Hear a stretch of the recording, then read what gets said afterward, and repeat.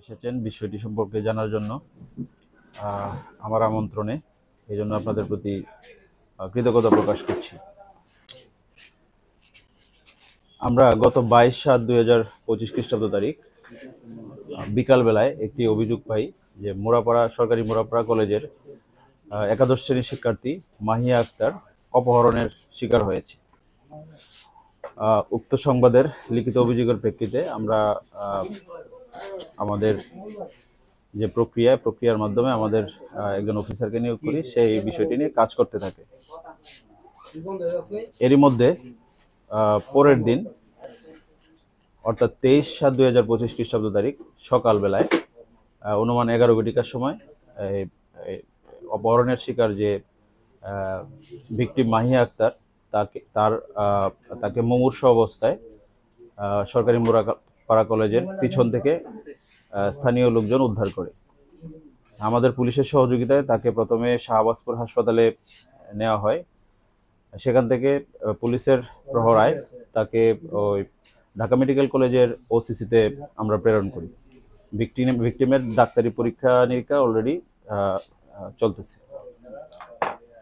উক্ত বিষয়টি আমরা বিভিন্ন সামাজিক যোগাযোগ মাধ্যম এবং বিভিন্ন সংবাদ মাধ্যমের মাধ্যমে বিষয়টি প্রচার হয় যে ভিকটিম গণধর্ষণের শিকার হয়েছে। তো আমরা ঊর্ধ্বতন কর্তৃপক্ষের নির্দেশে এবং আমরা নিজেরা স্বপ্রণোদিত হয়ে বিষয়টি অত্যন্ত গুরুত্বপূর্ণ এবং স্পর্শকাতর বিবেচনায় আমরা কয়েকটি টিম মাঠে নামাই। তথ্য প্রযুক্তির ভিত্তিতে তথ্য প্রযুক্তির বিশ্লেষণে আমরা উক্ত বিষয়ে দুইজনকে আটক করি। দুইজনই ভিকটিম মাহিয়া আক্তার তার সহপাঠী, অর্থাৎ তারাও সরকারি মোরাপাড়া কলেজের শিক্ষার্থী। তাদের একজনের নাম সিনথিয়া, একজনের নাম সিফাত। তাদেরকে আমরা এই বিষয়টি নিয়ে বিস্তারিত জিজ্ঞাসাবাদ করি। জিজ্ঞাসাবাদ করে জানতে পারি সিফাত নামের যে তার সহপাঠী, তার সাথে গত কয়েকদিন যাবৎ ভিকটিম মাহিয়া আক্তার একটি বিষয় নিয়ে আলাপ আলোচনা করছিল। বিষয়টি এমন, ভিকটিম মাহিয়া আক্তার সে একটি আইফোন কিনবে, এটা সে পরিকল্পনা করে।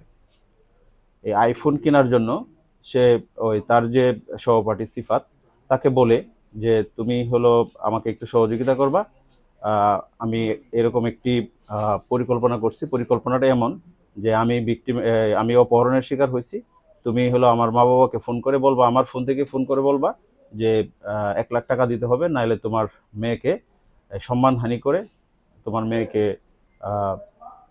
মেয়েকে ছেড়ে দিব, এবং তোমার মেয়ের লাশ এমনভাবে করব যে এটা কেউ তাকাইয়া দেখতে পারবে না, এরকম অবস্থায় তুমি একটা হুমকি দিবা।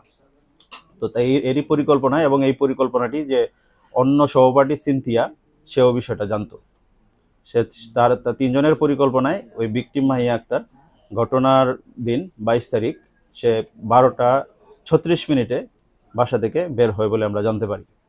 বাসা থেকে বের হওয়ার 6-7 মিনিট পর থেকেই তার মার ফোনে প্রথমে ভিকটিম মাহিয়া আক্তার নিজেই ফোন করে বলে যে আমি অপহরণের শিকার হয়েছি, 1 লাখ টাকা যাচ্ছে, নাহলে আমাকে মারপিট করছে। পরবর্তীতে সে তার যে বন্ধু সহপাঠী সিফাত তাকেও ডেকে নিয়ে আসে, এবং সিফাত তার মাকে এবং বাবাকে ফোন করে এই অপহরণ হয়েছে মর্মে এবং আগের যে পরিকল্পনা অনুযায়ী সে দাবি করতে থাকে যে ওই টাকা না দিলে তার সম্ভ্রমহানি করবে, তাকে ধর্ষণ করবে এবং এভাবে হুমকি দিতে থাকে। তো ভিকটিম মাহিয়া আক্তার এবং সিনথিয়া তারা সারাদিন বিভিন্ন জায়গায় ঘোরাফেরা করে রাতের বেলায় সিনথিয়ার বাসায় ভিকটিম মাহিয়া আক্তার অবস্থান করে। আমরা সিনথিয়ার পরিবারের সাথে কথা বলেছি। সিনথিয়ার পরিবার এটা স্বীকার করেছে যে হ্যাঁ, ভিকটিম মাহিয়া আক্তার রাতের বেলায় সিনথিয়ার বাসায় ছিল। তো পরবর্তীতে একইভাবে এই পরিকল্পনার অংশ হিসেবে পরের দিন সকালবেলায় ওই মোরাপাড়া কলেজের পিছনে তারা 3 জনই একসাথে এসে ওই সিফাতের মাধ্যমে একটি তুস্কা একটা সিরাপ, আপনারা জানেন, এই তুস্কা সিরাপ কিনে নিয়ে আসে। এনে সে অর্ধেকটা পান করে সে বলে আবার সিফাতকে দিয়ে ফোন করায়, তার মাকে ফোন করায় বলে যে তোর মেয়েকে এই জায়গায় ফালাইতে গেছি, টাকা তো দিলি না, তোর মেয়েকে এই জায়গায় রেখে গেছি। এটা করে সে এখান থেকে চলে যায়। পরবর্তীতে সে এই পরিকল্পনার অংশ হিসেবে সে ওই জায়গায় পড়ে থাকে। পরে থেকে সে হলো এই যখন মা জানতে পারে যে তার মেয়েকে কলেজের পিছনে এইভাবে ফেলে রেখে গেছে, তখন তার মা আবার এখানে আসে এবং স্থানীয় লোকজন উদ্ধার করে তাকে হাসপাতালে নিয়ে যায়। হাসপাতাল থেকে পরে আমরা রেস্কিউ করে ভিকটিমকে, কথিত ভিকটিম, তাকে আমরা